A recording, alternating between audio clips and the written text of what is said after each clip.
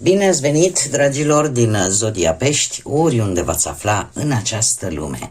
Sunt încântată să fim din nou împreună la o nouă lectură pentru perioada 13 până pe 19 aprilie. Așa că, dragilor, toți cei care aveți nu doar soarele, ci și luna, Venus sau poate ascendentul în Zodia Pești, această lectură este de asemenea și pentru voi. Vă aduc aminte totuși că este o lectură general colectivă, așa că vă rog să luați decât ceea ce va rezona cu voi. Desigur, vreau să le mulțumesc din suflet tuturor celor care sunteți deja aici lângă mine, care mă susțineți prin comentarii, prin gesturi de apreciere și prin gândurile voastre bune, așa că mii de mulțumiri tuturor. Dacă sunteți pentru prima dată pe canal, vă urez bun venit. Și dacă la finalul acestei lecturi simțiți că ați rezonat, că v-a adus un pic de claritate, un pic de ghidare, vă invit cu mare drag să vă abonați și desigur să susțineți acest canal printr-un simplu like. Cum ambele sunt gratuite, unicul lucru necesar este decât dorința și plăcerea fiecăruia dintre voi. Și acum, dragii mei dragi, haideți să vedem ce este important de știut în această nouă săptămână de aprilie, 13-19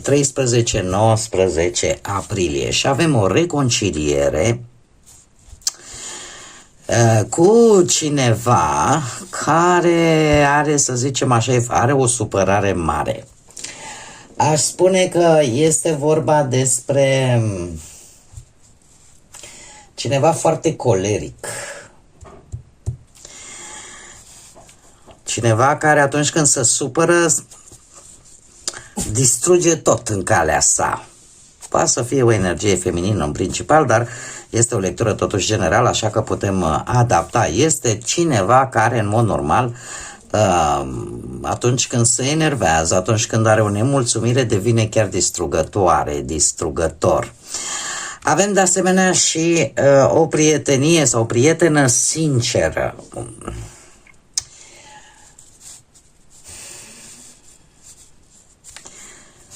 Să știți că nu este tocmai, nu știu, voi vreți împăcare, dar această persoană nu este total sinceră vis-a-vis de voi.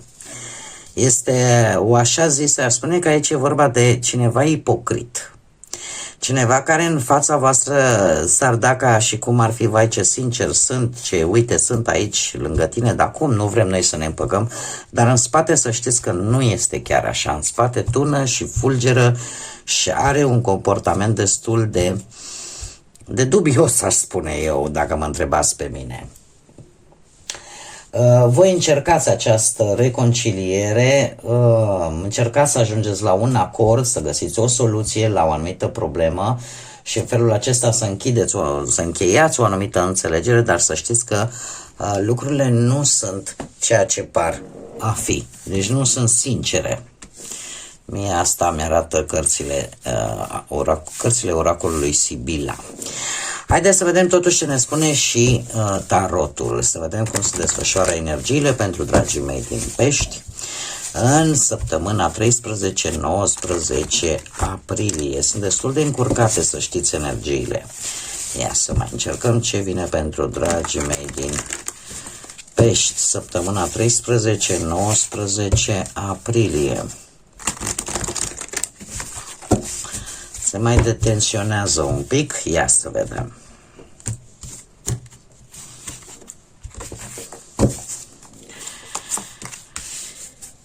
Avem un 10 de cupe. Ce v-am spus? Nu este așa cum pare să fie, dragii mei. Nu este ceea ce pare a fi. Avem 10 de cupe, 7 de spade, împărăteasa și aici avem surpriza. Haideți să clarificăm un pic. Clarificăm 10 de cupe pentru dragii mei din Pești, săptămâna 13-19 aprilie. Clarificăm 10 de cupe, te rog. Ho.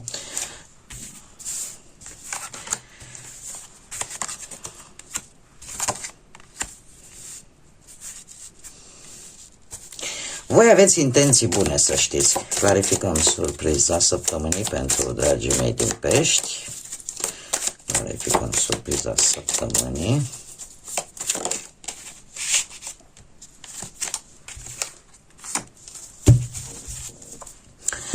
Haideți să vedem, dragilor, din ce văd eu aici, energiile sunt mai mult sau mai puțin cam la fel. Voi sunteți de bună credință, ca să spunem așa, cu acest 7 de bâte, cumva vreți să, chiar insistați, aș spune, aveți curaj, ca să spunem așa, să treceți peste o situație în care simțiți o anumită competiție, poate la locul de muncă cu un coleg, da? Cu cineva. Sau încercați să treceți peste aceste situații total neașteptate care apar în viața voastră într-o formă în care să vă apărați convingerile, da? Dar să rămâneți pe poziții. Da? Asta voi încercați, așa cum bine vedem cu acest 10 de cupe, sunteți de bună credință, vreți să faceți ceva care să aducă un pic de armonie, da, să aducă un moment așa de stabilitate, de ceva armonios, chiar și la locul de muncă, chiar și dacă vorbim de bănuți, da, de o situație legată de bani.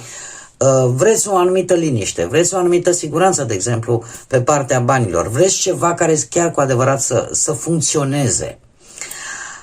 Chiar și în relațiile voastre, acum vorbim de relațiile sentimentale, e posibil ca voi să comunicați deschis, să încercați să sprijiniți, cum să spun eu, pe celălalt, da? Să petreceți anumite momente împreună în care să vă simțiți voi împliniți din punct de vedere emoțional în relația voastră și depuneți acest efort tocmai pentru că au fost aceste conflicte, au fost aceste provocări care v-au testat foarte mult angajamentul vostru vis-a-vis de relația voastră. Mai ales că probabil au existat diferențe de opinie sau momente în care voi a trebuit efectiv să vă apărați punctul de vedere. Da? Și în așa fel încât vă doriți totuși să treceți peste toate aceste lucruri. Doar că să știți că ori aveți lângă voi pe cineva foarte încăpățânat sau pe cineva care gândește, să zicem așa, un pic mai lent sau percutează un pic mai lent, cineva poate din zodii de pământ, Taur, Fecioară sau Capricorn. Este de știut, mai ales pentru cei din zodia Fecioară, sunt destul de încăpățânați și dacă lucrurile nu se fac ca ei, e o problemă pentru voi fiind o zodie de apă. Asta a fost așa o mică paranteză. Dar acest 7 de spade împreună cu acest cavaler de monede mie îmi vorbește de faptul că există o anumită, ori voi trebuie să aplicați o anumită strategie. Știți la ce vă riscați. Poate că trebuie să folosiți, ca să zic așa, o mică șmecherie, să vorbesc așa în termeni mai colocviali. Trebuie să fiți foarte atenți. Nu știu, orică abordați situațiile destul de creativ, dar riscant, orică vă folosiți un pic inteligența pentru a evita niște probleme. Asta ar fi una. Treaba este că lucrurile se mișcă foarte greu. Și e posibil, așa cum am mai spus, ca cineva să evite un adevăr, să lucreze foarte tactic, foarte strategic și să facă niște lucruri pe ascuns. Așa că voi ar trebui să fiți atenți, pentru că nu totul ceea ce pare este în realitate și este probabil cineva care încearcă să evite o anumită responsabilitate, cineva care încearcă să evite un soi de probleme și eu aș mai spune că are răbdare, să știți, nu se grăbește. Este cineva care merge pas cu pas până ajunge la un anumit rezultat. Acum, puteți fi voi în cazul în care știți că aveți un ascendent în zodii de pământ, Taur, Fecioară sau Capricorn. Dar, așa cum bine am văzut și din energia oracolului Sibila, este ceva aici care nu vi se arată. Cumva se petrece în spatele scenei. Acum depinde de voi unde vă regăsiți și în ce situații vă regăsiți. Pentru că acest lucru se aplică efectiv la modul general pe orice aspect al vieții. Uite, putem vorbi chiar de, nu știu, haideți să vedem, nu știu, cu banii, de exemplu. Da? Acest 7 de spade mie mi-arată că posibil să fie niște pierderi sau niște riscuri ascunse de care voi să nu știți. Poate să existe cineva care să încerce să profite de voi și de banii voștri. Sau de o situație financiară care nu este ceea ce pare a fi.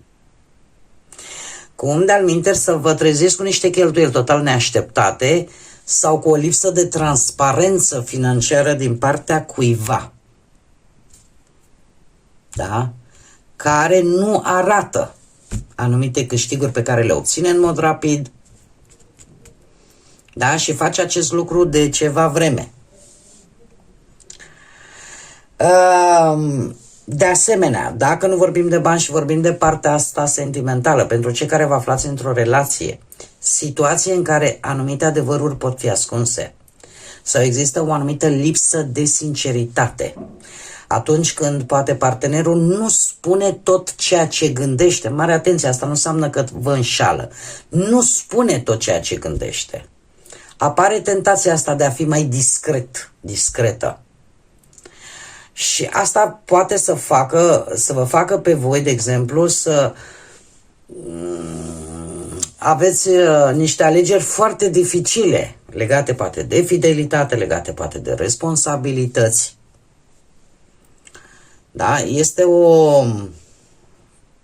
mai ales pentru cei care aveți o relație de lungă durată. E aici ceva foarte interesant. De obicei, cavalerul de monede arată relații de lungă durată unde partea asta pasională nu este un punct forte. Eu tind să cred că totuși nu e vorba neapărat de o infidelitate, ci mai degrabă de ceva care nu se spune, de altceva care se ascunde și nu se spune. Nu e neapărat fidelitate. Posibil să fie o situație legată de bănuți. Posibil. Totuși, haideți să mergem mai departe și să vedem. Tocmai de aceea apare această antiteză, da, între sinceritate și de fapt în interior, pe la spate, trântesc și lovesc și mă desfășor foarte, foarte dur. Avem Marea Împărăteasă și Magicianul. Dragii mei dragi, trebuie să vă spun că nu e Marea Împărăteasă, este Împărăteasa. Pur și simplu așa mi-a ieșit. Și Magicianul. Împărăteasa vorbește foarte mult de zodia Taur, poate rezonează cu voi, iar Magicianul de zodia Gemeni. Dar fiind două arcane majore, asta mie îmi spune că sunt lucruri foarte importante, întâmplări, situații, energii foarte importante. De ce? Pentru că există putere personală, dragilor. Există putere personală și sunteți foarte creativi, vreți să vă protejați ceea ce aveți deja, vreți să aveți o anumită stabilitate, iar faptul că aveți putere personală vă ajută foarte mult în manifestarea lor, în manifestarea ideilor. Așa că în această săptămână o să vă folosiți abilitățile pentru, cum să spun eu, pentru a avansa, poate în carieră, într-o colaborare, poate să, nu știu, să atrageți prin felul vostru de a vă manifesta, să atrageți anumiți clienți, dacă de acolo vă câștigați bănuții în așa fel încât să vă vină niște venituri. Da? Dar venituri dintr-o inițiativă personală. Asta dacă vorbim poate de bănuți. Dacă vorbim de relații, de asemenea, să știți că creativitatea voastră, vreți să mențineți relația vie, efectiv, vreți să faceți lucruri împreună, vreți să comunicați cât mai clar, să aveți acea comunicare clară, aduce, cum să spun eu, noi schimbări pozitive în cuplul vostru. E ca acel început de hai să lăsăm totul deoparte, hai să comunicăm clar, hai să comunicăm pe față și să facem ca relația noastră să funcționeze. Trebuie să, asta o puteți arăta, nu știu, prin grijă, prin afecțiune, prin gesturi concrete, nu mai e vorba de cuvinte, e vorba pur și simplu gesturi concrete, că vă apucați și gătiți ceva special, că faceți vreun cadou practic, că vă organizați timpul împreună, da? Și vă creați acel mediu stabil, confortabil, atât pentru voi, cât și pentru partenera voastră, cât și pentru familie, dacă deja aveți o familie. Așa că se poate trece peste aceste lucruri. Surpriza săptămânii, interesant, vine cu acest rege de monede, deci clar o legătură cu zodiile de pământ, Taur, Fecioară, Capricorn, pentru mulți dintre voi, și nebunul. Se pare că să știți că puteți obține în primul și în primul rând o stabilitate, mare atenție, o stabilitate materială cu ceva nou care vine în viața voastră și pe care voi îl veți analiza într-o manieră foarte, foarte matură. Nu o să vă asumați, indiferent ce vine nou în viața voastră, nu o să vă asumați riscuri inutile. Veți arăta energia unei persoane care simte că construiește ceva solid, care știe că trebuie să-și administreze resursele, fie ele energetice, fie materiale, indiferent de ce resurse vorbim, le manageriază cu maturitate. Puteți avea într-un final un succes foarte stabil într-o nouă afacere sau într-o nouă poziție, nu știu, poate ca manager, poate ca lider, un loc în care să simțiți că impuneți respect și obțineți respectul celorlalți, nu așa aiurea, ci prin competența voastră. Da? Așa că construiți lucruri durabile, chiar și cu oferte care poate pentru unii ar părea destul de riscante, dar voi le veți analiza atât de bine încât veți vedea exact dacă se merită să-ți asumi anumite riscuri sau nu. Chiar și pe plan sentimental putem vorbi de faptul că totuși mie mi-arată în relația voastră, în cuplul vostru, un partener stabil, protector. Aveți o relație care se bazează foarte mult pe siguranță, pe stabilitate și este cineva care vă oferă un sprijin material, dar nu neapărat și emoțional, sentimental. Este cineva totuși care își dorește cumva să construiască o viață solidă împreună, dar cumva ceva se va schimba cu acest nebun. De ce? Pentru că veți avea parte de niște activități neobișnuite, iar comunicarea sinceră, dragilor, să vedeți de fapt ce se ascunde, ce nu se spune, există acolo în spate ceva care frământă pe cineva drag vouă. Această comunicare sinceră și deschisă poate face ca cumva relația voastră să cum să spun eu, să aducă spontaneitate. Este ceva ce voi nu știți. Există poate partenerul vostru vrea ceva, simte ceva și nu spune. Dar nu vă gândiți că e musai, acum trebuie să fie infidel. Da? Urăsc să găsesc, să pun etichete așa, pentru că da. Da? Analizez situațiile din mai multe unghiuri. Deci există un nou reînceput, ca să zic așa, foarte bine calculat, foarte matur din partea voastră și care poate face ca relația să capete noi valențe, noi energii. Cei care sunteți singurei, voi, dragilor, orică veți începe un început, uite ce, repetiție am făcut. Puteți avea parte de un nou început, de o nouă aventură cu cineva care are o stabilitate financiară în primă fază destul de bună. Este cineva care și-a construit, a muncit și și-a construit această siguranță, această stabilitate materială și posibil să apară în viața voastră. Este cineva serios, care are viața pusă în ordine într-un fel sau altul și este cineva care caută o relație stabilă, o relație matură, are dorința de a-și construi o familie sau de a avea un viitor sigur. Așa că, dragilor, cu nebunul aici depinde foarte mult ceea ce căutați voi. Da? Ce compromisuri vreți să faceți, dacă vă riscați, dacă nu vă riscați. Cert este că cei singuri sunt împinși oarecum așa, sau au această tendință să exploreze, da? Să aveți întâlniri noi, să faceți, să cunoașteți oameni diferiți, da? Dar acum depinde de voi, dacă evitați angajamentele serioase sau nu. Dacă vreți ceva pe termen lung sau nu. Sau rămâne doar o aventură. Dar eu pot să vă spun că această persoană caută într-adevăr un început nou, dar cu ceva foarte stabil. Și care, cum am mai spus, poate să aibă legătură cu zodiile de pământ, Taur, Fecioară, Capricorn sau chiar Vărsător. Mesajul îngerilor pentru voi, avem două, îl avem pe Sita L, care ne spune: spui adevărul în fiecare zi, e o întrebare. Să încerci să faci un exercițiu spunând adevărul.